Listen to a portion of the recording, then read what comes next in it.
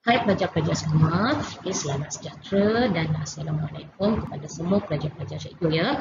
Okey, jadi sebelum ini kita dah belajar untuk subtopik 1.2 iaitu pengelasan haiwan dan juga pengelasan tumbuhan. Jadi pada hari ini kita akan masuk kepada kekunci dikotomi. Jadi apakah dia kekunci dikotomi? Okey, kekunci dikotomi ini digunakan oleh ahli biologi untuk mengenal pasti dan mengelaskan organisma-organisma secara sistematik berdasarkan persamaan dan juga perbezaan yang terdapat pada organisma tersebut. Jadi seterusnya, bagaimana kita hendak membina kekunci dikotomi ini? Okey, jadi kekunci dikotomi ini dibina daripada beberapa siri kuplet. Okey, ini adalah kuplet. Jadi apakah dia kuplet? Okey, kuplet. Apa dia kuplet? Jadi kuplet dia mesti terdiri daripada dua pernyataan. Okey, dua pernyataan tentang ciri-ciri. Okey, saya highlightkan tentang ciri-ciri organisma atau kumpulan organisma tertentu. Jadi daripada dia mesti ada dua ya. Jadi bila ada dua ni baru kita dapat membezakan perbezaan di antara organisma tersebut. Dia tak boleh satu sebab kalau satu kita tak boleh nak bezakan apa-apa. Sebab tu kita perlukan dua yang dapat membezakan ciri-ciri bagi organisma. Okey, jadi ini contoh kamu boleh lihat dalam buku teks kamu pada muka surat 14 ya. Jadi ini adalah contoh kekunci dikotomi untuk haiwan. Jadi pengelasan bagi haiwan. Jadi macam mana kita nak dapatkan kekunci dikotomi ini? Jadi kekunci dikotomi ini kita mudah untuk dibina kita melalui carta alih. Jadi bagaimana kita nak bina carta alih? Okey, jadi kita lihat bagaimana cara untuk bina carta alih. Jadi mula-mula kita ada 5 jenis organisma ataupun 5 jenis haiwan iaitu ikan bawal, ayam, singa, katak dan juga ular. Jadi daripada kelima-lima haiwan ini, apakah ciri-ciri yang dapat membezakan kelima-lima organisma ini? Ciri-ciri utama yang paling senang kamu nampak. Jadi, ciri-ciri yang dapat dilihat daripada kelima-lima organisma ini untuk kita bezakan ya, kita boleh bezakan. Okey, kita pergi kepada Poikiloderma dan juga Homoeoderma. Ini kita dah belajar dalam subtopik pengelasan haiwan. Jadi apa dia Poikiloderma? Jadi Poikiloderma adalah haiwan yang berdarah sejuk di mana suhu badan berubah-ubah mengikut persekitaran. Manakala Homoeoderma, Homoeoderma adalah haiwan berdarah panas di mana suhu adalah tetap ataupun malam. Jadi daripada kelima-lima haiwan ini kita akan pecahkan, kita bahagikan yang mana dikategorikan kepada Poikiloderma, jadi yang mana dikategorikan kepada Homoeoderma. Okey. Jadi kita tengok haiwan yang dikategorikan kepada Poikiloderma, ikan bawal, katak dan juga ular. Okey, jadi haiwan apa pula yang dikategorikan sebagai Homoeoderma? Singa dan juga ayam. Okey, jadi ini apabila kamu dah dapat satu pernyataan yang membezakan ciri-ciri organisma ini kita panggil ia sebagai kuplet. Okey, jadi ini adalah kuplet yang pertama.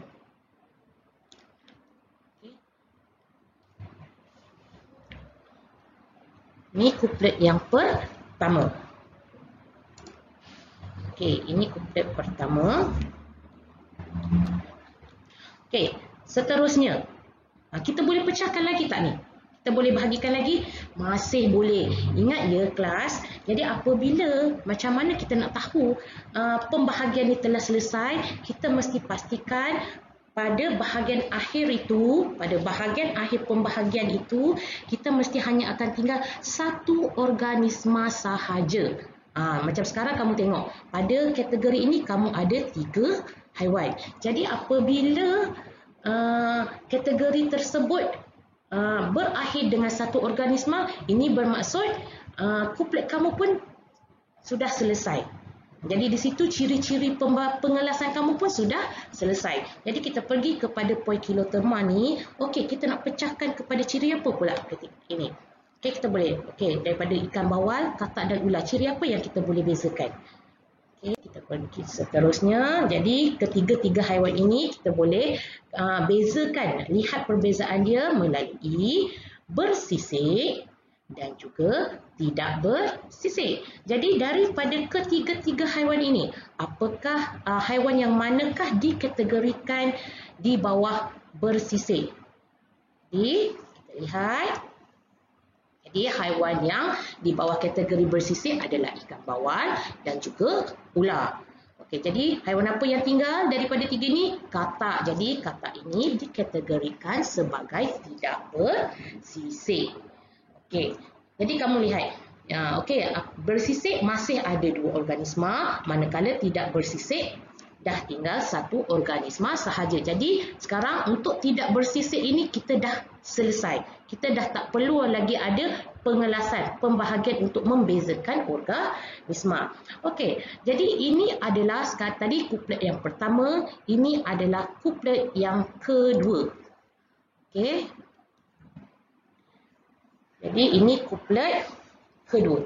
Ingat ya, kuplet kedua ciri untuk membezakan ciri organisma.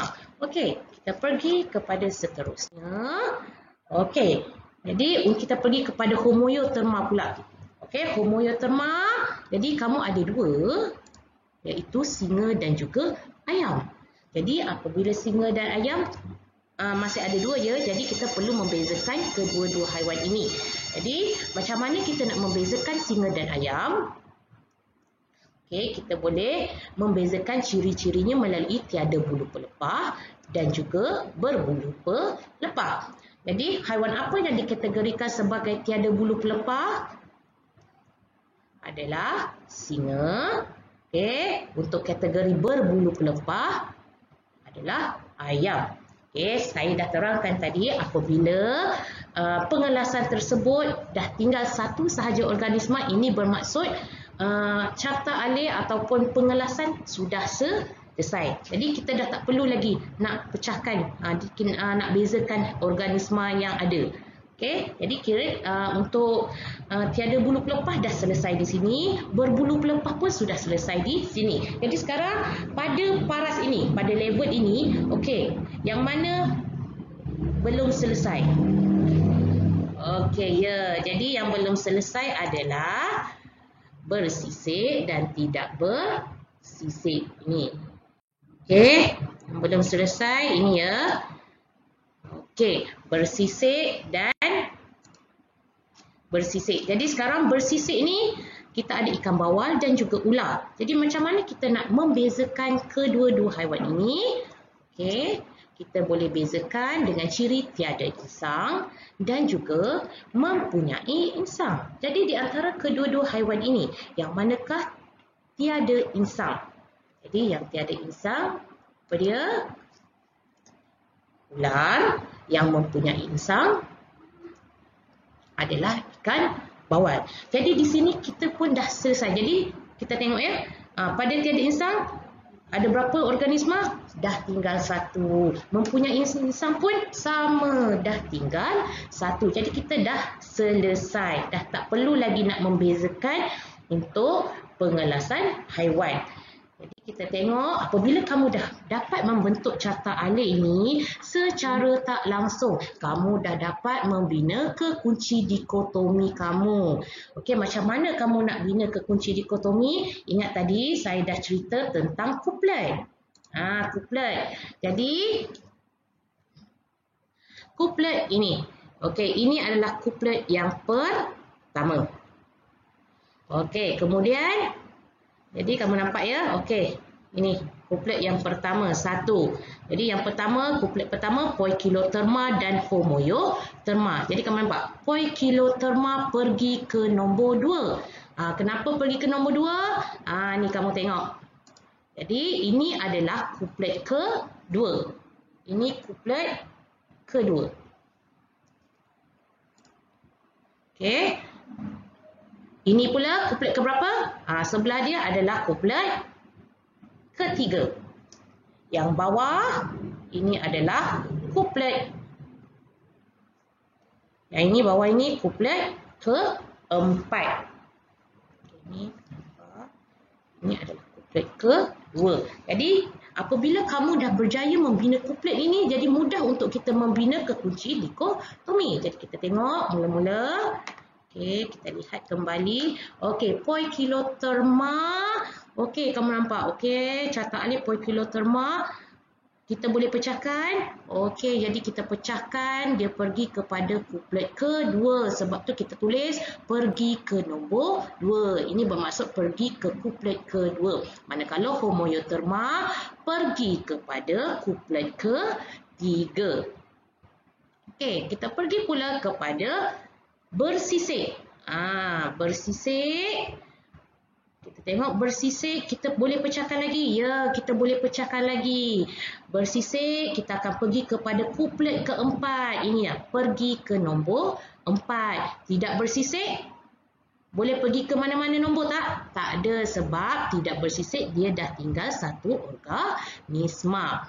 Okey, jadi kita dah selesai untuk yang kedua. Okey, kita pergi pula kepada kuplet ketiga. Kuplet ketiga. Jadi kuplet ketiga tidak berbulu pelepah. Tidak berbulu pelepah. Jadi haiwan apa yang tidak berbulu pelepah? Adalah singa. Jadi kita terus tulis, okey, nama organisma yang ada. Bila dia dah tinggal satu, kita hanya terus tulis nama organisma tersebut, nama haiwan tersebut. Okey. Jadi berbulu pelepah, kita tinggal satu, ayam. Jadi kamu pun terus tulis ayam. Jadi tak perlu dah tulis nombor-nombor. Nombor hanya akan ditulis apabila kamu pergi kepada kuplet. Ingat ya? Okey, seterusnya kita pergi kepada kuplet keempat. Okey, kuplet keempat, ciri yang membezakannya adalah tiada insang. Kemudian tiada insang dan juga mempunyai insang. Jadi haiwan apa yang tidak mempunyai insang adalah ular. Jadi okey, maaf yang ni tak nampak, tak apa. Kamu boleh rujuk dalam buku teks kamu muka surat 14. Jadi tidak mempunyai insang, kamu terus tulis ... ular. Okey, yang mempunyai insang ... apa ni? Ikan bawal. Jadi ini satu contoh untuk pengelasan bagi haiwan. Okey, jadi cikgu akan bagi satu lagi contoh bagaimana kamu nak membina kekunci dikotomi. Kita pergi kepada pengelasan tumbuhan. Ini pun ada di dalam buku teks kamu. Kamu boleh rujuk di dalam muka surat 15. Okey, jadi kalau kamu tengok dalam buku teks kamu Rajah 1.7, ini adalah contoh kekunci dikotomi bagi tumbuhan. Jadi saya dah cakap tadi, untuk membina kekunci dikotomi, cara yang paling mudah, mula-mula sekali apa yang kamu perlu buat, kamu perlu bina catak alih yang mengandungi kuplet. Ingat ya, kuplet adalah ciri yang membezakan organisma, pernyataan yang membezakan organisma. Okey, kita tengok macam mana kita nak bezakan kelima-lima tumbuhan ini. Okey. Jadi kita ada pokok jagung, Marchantia sp. Okey, jadi ini adalah contoh lumut. Okey, nama salah satu jenis lumut, paku pakis, dan juga genetum ini adalah contoh conifer. Okey, salah satu jenis conifer, tumbuhan conifer, dan ini adalah pokok bunga matahari. Jadi bagaimana kita nak membezakan kelima-lima jenis tumbuhan ini? Okey, jadi kita seperti biasa kita bina satu catak alih yang mengandungi kuplet. Jadi ciri yang pertama, kuplet yang pertama yang dapat membezakan tumbuhan ini, kita pecahkan kepada tidak berbunga dan juga berbunga. Okey, jadi daripada kelima-lima ini, yang manakah dikategorikan tidak berbunga? Okey, kita lihat ya kelas. Iaitu paku pakis, Marchantia dan juga genetum. Okey, jadi ketiga-tiga tumbuhan ini dikategorikan tidak berbunga. Manakala tumbuhan yang kita kategorikan sebagai berbunga, pokok jagung dan juga pokok bunga matahari. Okey, sekarang catak alih kita adakah dah selesai ke belum? Belum. Okey, jadi ini adalah kuplet yang pertama. Jadi kita belum selesai, kita boleh pecahkan lagi. Untuk tidak berbunga ni kita masih boleh pecahkan. Okey, kita pecahkan kepada kuplet seterusnya, iaitu kuplet kedua. Okey, ciri apa yang kita boleh bezakan untuk tumbuhan tidak berbunga ini? Okey, kita lihat ya. Tanpa vaskular, dan juga mempunyai vaskular. Jadi ingat ya, vaskular saya dah terangkan dalam subtopik pengelasan tumbuhan apa dia sistem vaskular. Sistem vaskular, tumbuhan yang mempunyai vaskular ini dia mesti mempunyai 3. Okey, dari 3 ini apa dia? Akar, daun dan juga batang. Jadi sekiranya tumbuhan tersebut mempunyai ketiga-tiga ini, bermaksud tumbuhan itu adalah tumbuhan vaskular. Sekiranya tumbuhan tersebut tidak cukup ketiga-tiga ini, kita kategorikan dia sebagai tumbuhan tanpa vaskular. Jadi sekarang kita lihat daripada ketiga-tiga tumbuhan ini, yang manakah kita kategorikan sebagai tumbuhan tanpa vaskular? Okey, jadi ini Merchantia. Merchantia ni adalah salah satu jenis lumut. Okey, kita tengok pula tumbuhan yang mempunyai vaskular. Okey, 2 jenis ya, paku pakis dan juga genetum. Okey, jadi dekat sini tanpa vaskular kita dah selesai. Kenapa? Sebab dia dah tinggal satu organisma sahaja. Untuk mempunyai vaskular belum selesai sebab kita masih ada 2. Jadi nanti kita akan cari dia. Okey, kita akan cari apakah ciri-ciri yang dapat membezakan kedua-dua tumbuhan ini pula. Okey, jadi kita dah selesai pada kuplet kedua. Ini adalah kuplet kedua. Okey, kita dah selesai kuplet kedua. Sekarang kita pergi kepada kuplet ketiga. Okey, apa dia kuplet ketiga? Okey, jadi sekarang kita nak membezakan pula untuk kategori tumbuhan berbunga iaitu pokok jagung dan juga pokok bunga matahari. Jadi apakah ciri-ciri yang dapat membezakan pokok jagung dan bunga matahari ini? Okey, kita dapat bezakan. Kita kategorikan dia sebagai monocotyledon dan juga dicotyledon. Jadi di antara dua-dua ni yang manakah dikategorikan sebagai monocotyledon? Okey, jadi pokok jagung adalah kategori monocotyledon. Manakala dicotyledon adalah pokok bunga matahari. Jadi sini kita dah selesai sebab dah tinggal satu organisma. Ini pun dah selesai, kita tinggal satu organisma. Jadi yang mana belum selesai? Yang ini kita belum selesai. Jadi sekarang kita nak selesaikan. Okey, apakah dia? Jadi ini kuplet yang seterusnya tadi. Ini 1. Ini 2, ini 3, jadi yang ini kita adalah kuplet keempat. Okey, kuplet keempat, pernyataan apa yang dapat membezakan kedua-dua tumbuhan ini? Kita lihat ya. Okey, tidak menghasilkan biji benih dan juga menghasilkan biji benih. Jadi di antara kedua-dua ini, yang manakah tidak menghasilkan biji benih? Iaitu paku pakis. Yang menghasilkan biji benih adalah genetum. Okey, paku pakis dia membiak melalui spora. Ni saya dah terangkan dalam subtopik pengelasan tumbuhan. Jadi kita tengok kita punya carta alih. Okey, pada akhir sekali semua dah selesai, dah tinggal satu organisma. Ya, semua dah tinggal satu. Okey, tanpa vaskular dah tinggal satu. Monocotyledon dah tinggal satu. Dicotyledon dah tinggal satu. Tidak menghasilkan biji benih juga dah tinggal satu, dan menghasilkan biji benih pun dah tinggal satu. Jadi kita pun dah selesai untuk membezakan kelima-lima tumbuhan ini. Jadi kita sekarang nak bina pula ke kunci dikotomi. Tadi saya dah tunjuk. Okey, mana kuplet pertama? Kita pergi, kita tengok kuplet. Okey, ini kuplet pertama. Okey, ini kuplet kedua. Ini kuplet ke-3. Ini kuplet ke-4. Okey. Nah, ini kuplet ke-4. Okey, jadi daripada kuplet ini kita dah dapat bina okey ke kunci dikotomi. Jadi kita boleh bezakan. Okey, jadi yang pertama apa tadi? Okey, kita tengok yang pertama adalah tidak berbunga dan berbunga. Kita tengok. Okey, tidak berbunga pergi ke kunci dikotomi, pergi ke nombor 2. Kamu tengok. Anak panah di carta alih dia pergi ke nombor 2. Kemudian berbunga pergi ke mana? Dia ada 2 kan? Jadi kita boleh pecahkan dia lagi. Kita pergi ke nombor 3.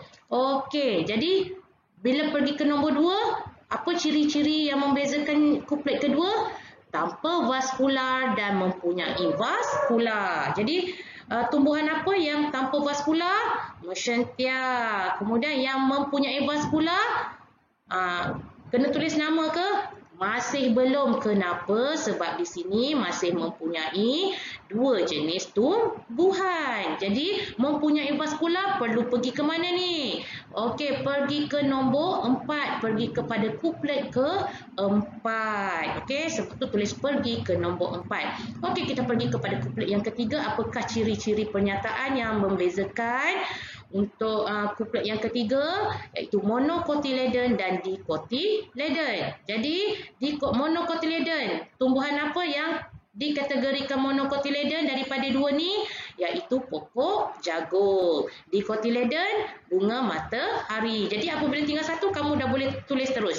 Monocotyledon pokok jagung. Dicotyledon pokok bunga matahari. Jadi kita dah selesai kuplet ketiga. Sekarang kita pergi kepada kuplet keempat. Okey, apakah ciri pernyataan untuk kuplet keempat?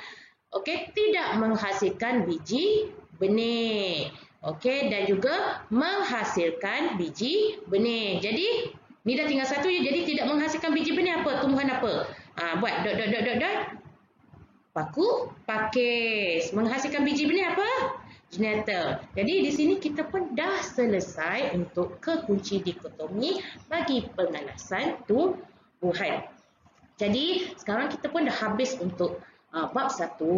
Jadi cikgu harap kamu dapat selesaikan tugas yang telah cikgu berikan. Okey, semoga kita jumpa untuk tajuk yang seterusnya. Okey, jadi selamat belajar dan ulang kaji. Okay, bye.